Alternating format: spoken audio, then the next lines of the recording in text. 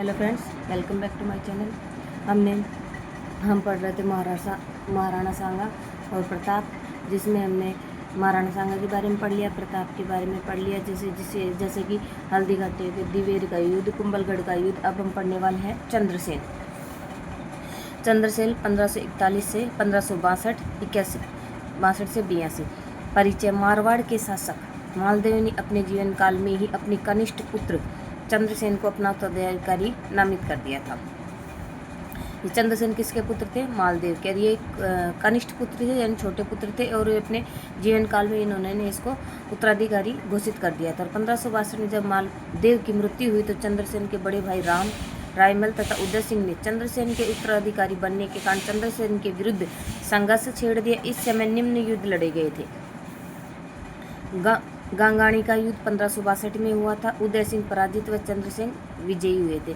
जब 1562 में मालदेव की मृत्यु हुई तो चंद्रसेन के बड़े भाई राम और रायमल उदय सिंह ने इनके विरुद्ध युद्ध संघर्ष जारी किया, जिसमें से कई युद्ध हुए, जिसमें गांगाणी का युद्ध 1562 में जिसमें चंद्रसेन विजयी हो गए, उदय सिंह पराजित हुए। फिर लोहावट का युद्ध हुआ जो 1562 से 1563 के मध्य हुआ था, जिसमें भी चंद्रसेन विजयी हुए और उदय सिंह पराजित हुआ।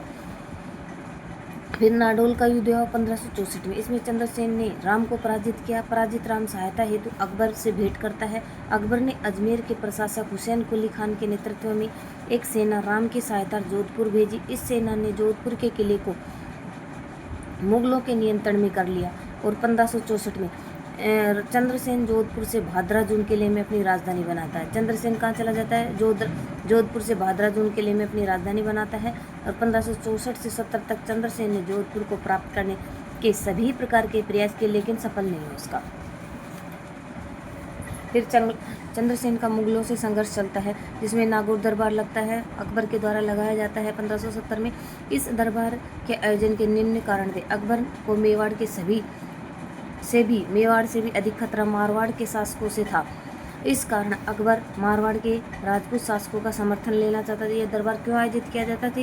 अकबर को मेवाड़ से भी ज़्यादा खतरा किससे था? मारवाड़ से था। इसलिए वह अपने मारवाड़ के राजपूत शासकों को अपने समर्थन में लेना चाहता था। दूसरा, अकबरनामा के अनुसार मारवाड़ क्षेत्र भीषण अकाल पड़ा था। इस अकाल से राहत प्रदान करने के लिए अकबर ने शुक्र तालाब का निर्माण कराया, जिसके उद्घाटन के लिए नागौर दरबार का आयोजित किया गया था। इस तालाब के माध्यम से अकबर मारवाड़ की जनता की सहानुभूति लेना चाहता था। आयोजन कब हुआ? 3 नवंबर 1517 को नागौर दरबार का आयोजन हुआ, जो कि 50 दिन तक चलता रहा। इस अवधि में विभिन्न राजपूत शासकों ने भाग लिया था और जैसलमेर के हरराय, बीकानेर के कल्याणमल, बूंदी के सुरजनहाड़ा तथा जोधपुर से उदय सिंह, चंद्रसेन दोनों ने भाग लिया। चंद्रसेन के अलावा सभी राजपूत शासकों ने अधीनता स्वीकार कर ली थी। चंद्रसेन ने दरबार में इसलिए भाग लिया था कि वो जोधपुर को पुनः प्राप्त कर सके, लेकिन अकबर का झुकाव उदय सिंह की तरफ देखकर चंद्रसेन ने बिना अनुमति के दरबार छोड़ दिया, अपने पुत्र राय सिंह को दरबार में ही रखा। चंद्रसेन का मेवाड़ प्रस्थान। दरबार से निकलने के बाद चंद्रसेन अपनी राजधानी भादरा-जून आ गए। पीछे अकबर ने खान एक कला के नेतृत्व में एक सैन्य अभियान भादरा-जून भेजा। खान एक कला ने भादरा-जून पर अधिकार कर लिया और 1571 में जब चंद्रसेन मेवाड़ चले गए, जहां पर महाराणा उदय सिंह ने स्वागत किया, अपनी पुत्री का विवाह चंद्रसेन से किया और सैनिक सहायता भी दी। चंद्रसेन ने मेवाड़ की सहायता से निरंतर मुगलों के क्षेत्रों पर आक्रमण किया।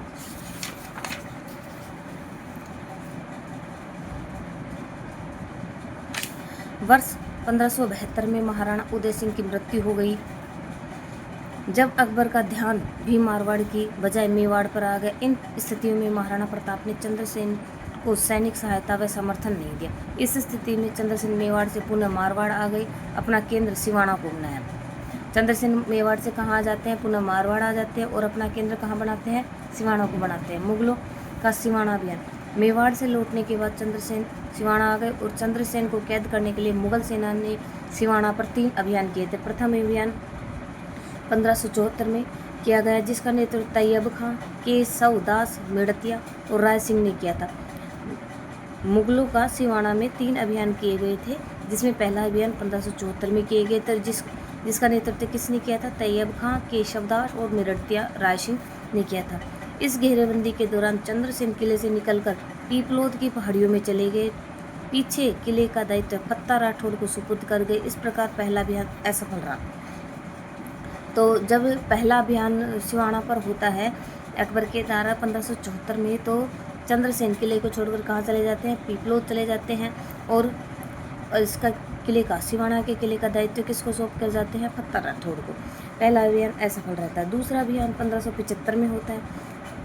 नेतृत्व जलाल खां सैयद हामिद अहमद द्वारा किया जाता है। इस अभियान में जलाल खां मारा गया।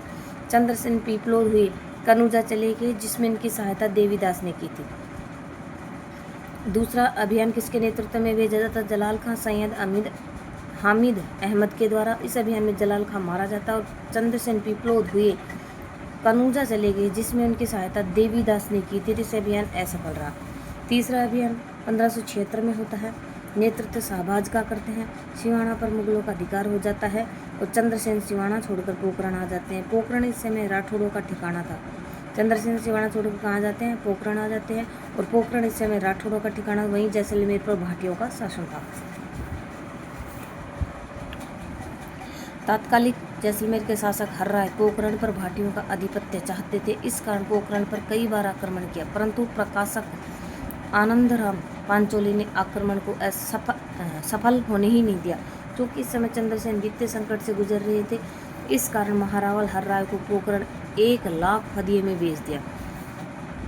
महारावल हर्राय को चंद्रसेन वित्तीय संकट से गुजरे, तो महारावल को पोखरण 1 लाख रुपए में फदिये में बेच दिया था। तब दक्षिण की ओर चले जाते हैं।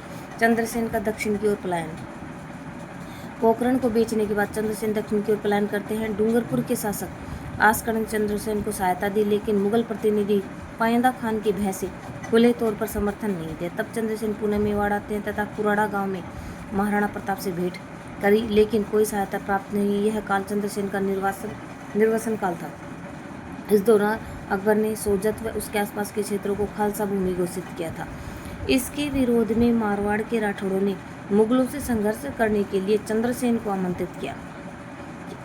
मारवाड़ के राठौड़ों ने क्या किया, मुगलों से संघर्ष करने के लिए चंद्रसेन को आमंत्रित किया जाता और 1579 में चंद्रसेन पुनः मारवाड़ आते तथा सोजत व अजमेर पर अधिकार कर लेते हैं।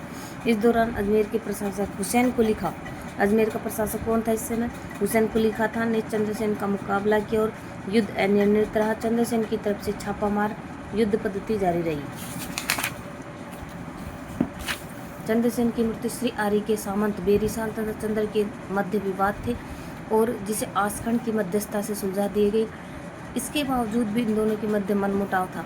11 जनवरी 1581 को बेरीसाल के घर रात्रिकालीन भोज में विष दिए जाने के कारण चंद्रसेन की मृत्यु हो गई थी। तो चंद्रसेन की मृत्यु कब हुई थी, 11 जनवरी 1581 को, और किस कारण से हुई थी, बेरीसाल के घर पर हुई थी। बेरीसाल भोजन में विष दे देते हैं रात में और चंद्रसेन की मृत्यु हो जाती है। चंद्रसेन की स्वतंत्र प्रवृत्ति, छापामार युद्ध प्रणाली, मुगलों की प्रतिनीति के कारण चंद्रसेन को मारवाड़ का महाराणा प्रताप का अग्रगामी कहा जाता है। चंद्रसेन को क्या कहा जाता है, महाराणा प्रताप का अग्रगामी कहा जाता है।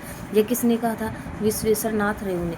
इतिहास में चंद्रसेन को भूला बिसरा राजा था, विस्मृत राजा भी कहते हैं। अब नेक्स्ट वीडियो में हम मानसिंह कछवाहा प्रथम पढ़ेंगे। इस वीडियो में इतना ही। Thank you. अगर आपको वीडियो पसंद आता है तो मेरे चैनल को लाइक से सब्सक्राइब जरूर करें।